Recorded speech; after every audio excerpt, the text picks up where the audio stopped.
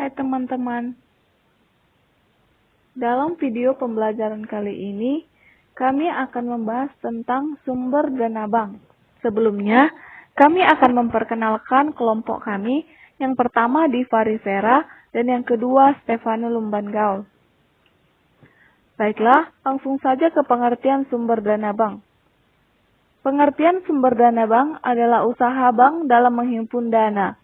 Perolehan dana ini tergantung dari bank itu sendiri, apakah dari simpanan masyarakat atau dari lembaga lainnya.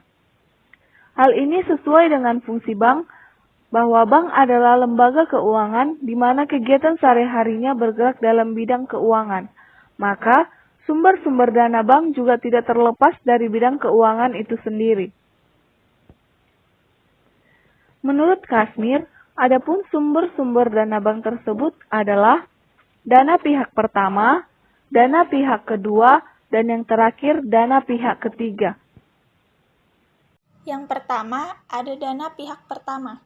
Dana yang bersumber dari bank itu sendiri merupakan sumber dana dari bank itu sendiri atau modal sendiri. Modal sendiri maksudnya adalah modal yang dimiliki bank dari setoran dari para pemegang saham, cadangan laba, dan laba bank yang belum dibagi. Kemudian yang kedua ada dana pihak kedua. Dana pihak kedua adalah dana-dana pinjaman yang berasal dari pihak luar. Dana ini diperoleh dari pinjaman yang dilakukan oleh bank apabila sedang mengalami kesulitan dalam pencarian sumber dana pertama. Dana pinjaman dari pihak luar terdiri atas dana-dana yang terdiri dari bantuan likuiditas Bank Indonesia atau BLBI, pinjaman antar bank atau call money, pinjaman dari bank luar negeri, pinjaman dari lembaga keuangan bukan bank atau LKBB. Yang ketiga, ada dana pihak ketiga. Dana pihak ketiga ialah dana yang berasal dari masyarakat luas.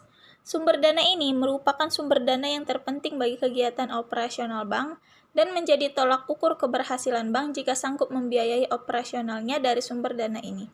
Dari beberapa sumber dana bank, dana pihak ketiga ini salah satu sumber dana yang relatif mudah apabila dibandingkan dengan yang lainnya.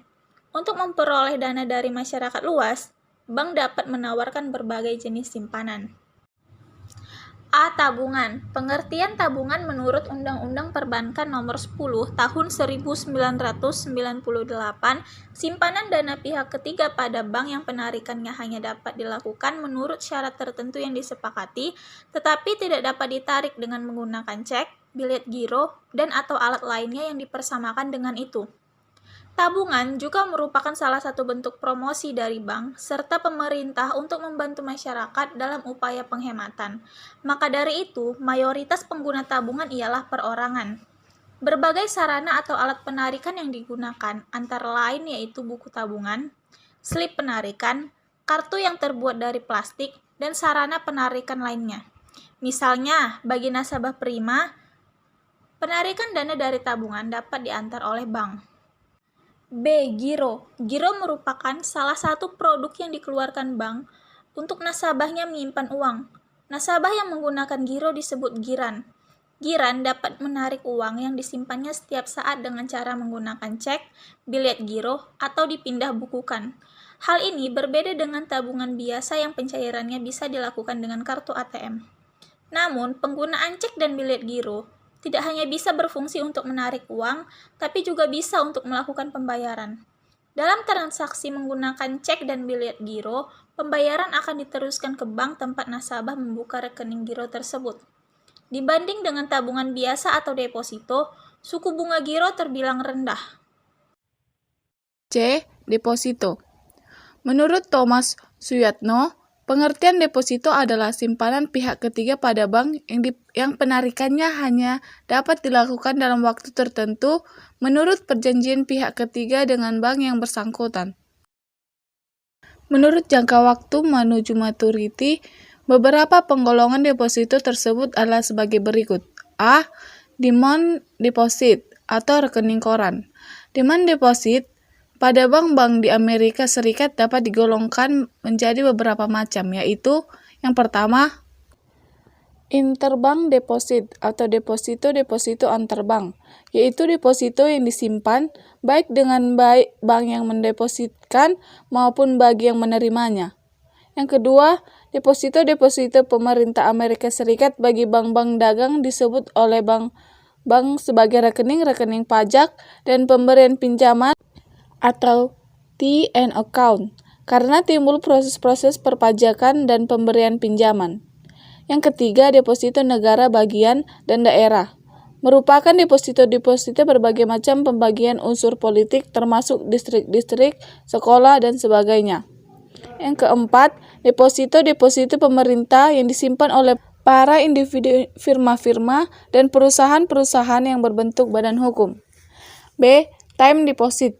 Tidak seperti deposito rekening koran yang pada umumnya homogen macamnya, deposito berjangka dan deposito tabungan ditawarkan dalam aneka ragam bentuk.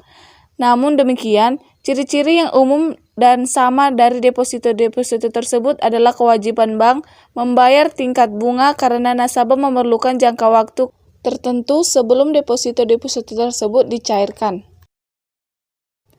Baiklah, terakhir kesimpulan. Bank ialah salah satu badan usaha tentang lembaga keuangan yang bertujuan untuk memberikan kredit dan juga jasa-jasa.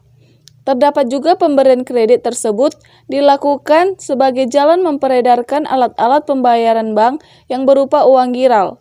Sebagai suatu lembaga keuangan, bank tersebut mempunyai usaha pokok yang berupa penghimpunan dana yang sementara tidak dipergunakan yang kemudian menyalurkan kembali dana itu ke masyarakat dalam jangka waktu tertentu. Sumber dana bank adalah suatu usaha yang dilakukan oleh bank untuk mencari atau menghimpun dana untuk digunakan sebagai biaya operasi dan pengelolaan bank. Dana yang dihimpun dapat berasal dari dalam perusahaan maupun lembaga lain di luar perusahaan dan juga dapat diperoleh dari masyarakat. Baiklah, sekian yang dapat kami sampaikan mengenai sumber dana bank. Jika terdapat kesalahan dalam kata atau penulisan, kami mohon maaf. Thanks for watching.